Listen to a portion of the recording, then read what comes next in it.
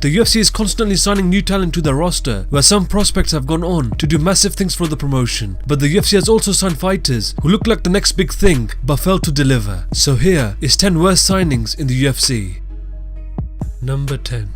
Dave Herman came into the UFC with a professional mixed martial arts record of 21 wins and 2 losses. He made his debut defeating John Olavinimo by TKO at UFC 131. With this victory combined with his impressive record, it looked like the heavyweight division just got a new contender, but that wasn't the case. He next lost to Stefan Struve by TKO at UFC on Fuel TV 1 and was knocked out by Roy Nelson at UFC 146. He went on to face Antonio Rodrigo Nogueira at UFC 153, where he lost the fight by an armbar, and was given another opportunity and faced Gabriel Gonzaga and was knocked out in the first round at UFC 162. After 4 consecutive losses, he was cut from the UFC roster.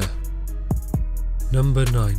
Gilbert Burns came into the UFC with a professional mixed martial arts record of 36 wins, 16 losses, 1 no contest and 1 draw. He had a bad reputation of poor sportsmanship in the ring earlier in his career. He was known for his aggressive fighting style and had many violent finishes on his record. Many expected him to do big things in the UFC, but that wasn't the case. In his first fight, he lost to Junior Dos Santos by TKO in the first round at UFC 108. He would next lose a unanimous decision to Ben Rothwell at UFC 115 and would lose to John Madison by TKO in the first round at UFC 121. After suffering 3 losses in a row, he was cut from the UFC roster.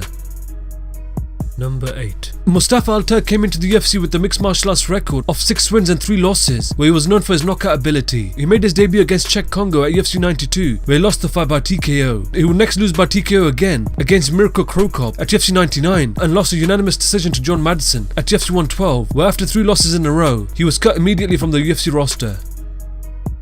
Number 7. Dan Lauzon, who is the younger brother of Joe Lauzon, came into the UFC with the professional mixed martial arts record of 4 wins and no losses. He made his UFC debut against Spencer Fisher at UFC 65, where he would lose by TKO and was immediately cut from the UFC roster. He would next put together an 8-5 winning streak and was re-signed with the UFC, where he would lose to Cole Miller by a modified Kimura at UFC 108. He would next face Efrain Escudero at UFC 114, where he would lose the fight by a unanimous decision. After 2 losses in a row, he was immediately cut from the UFC roster.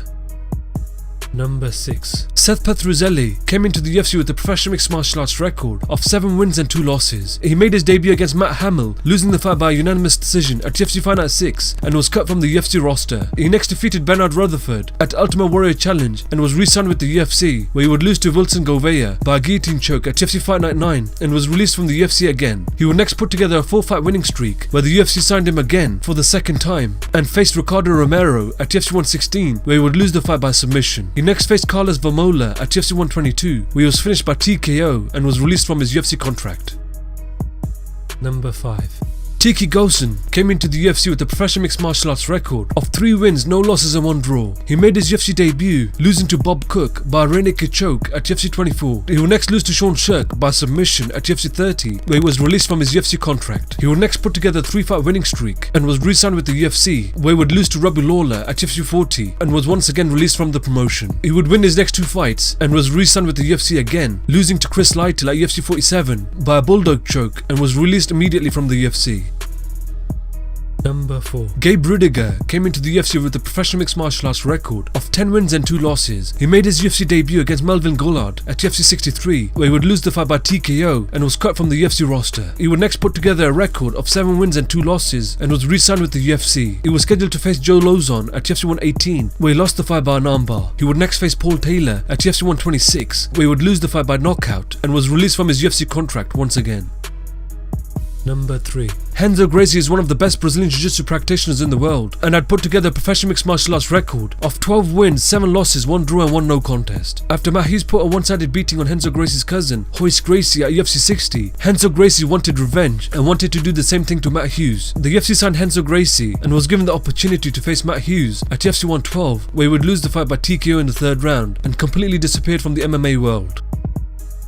Number 2. CM Punk was a huge star in the professional wrestling world, where he expressed his desire to compete in mixed martial arts. Despite having no combat experience, the UFC signed him to a deal and was set to make his professional MMA debut against Mickey Gall at UFC 203. CM Punk was a white belt in Brazilian Jiu-Jitsu and had trained for more than a year for his debut. On the other hand, Mickey Gall had defeated Mike Jackson at UFC 82 and was a high-level brown belt in Jiu-Jitsu. In the fight, CM Punk came out looking for that knockout blow, but was immediately taken down by Mickey Gall and was submitted by a rear naked choke in the 1st round.